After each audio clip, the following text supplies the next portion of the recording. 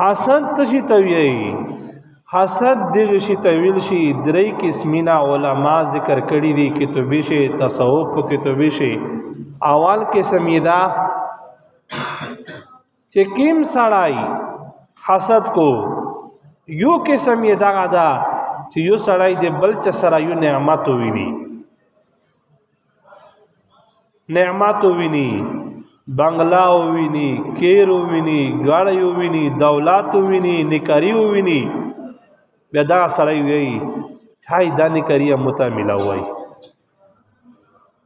دا یو قسم دا دم نسخ نه دا او یو دویم قسم د حسد دا علما ذکر کړی دا چې یو انسان سره یو نعمت ویني خدای انسان په زړه شوی چایا دا نعمت چې دنه ختم وای متملا وای دا دویم قسم دا یو د دیغه حسد دریم قسم علما ذکر کړی دا چې یو انسان سره یو نعمت ویني الله په کړي مهرباني په کړي وتی ویني تو زړه دا غوړي چې ها کې دا نعمت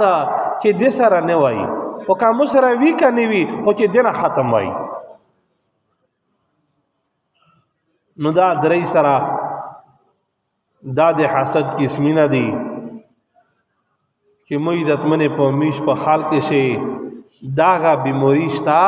او په دا بیماری شي مجدي بي او چار پټي د میشتوس نه کوي ختمي شي نه کوي مسول شي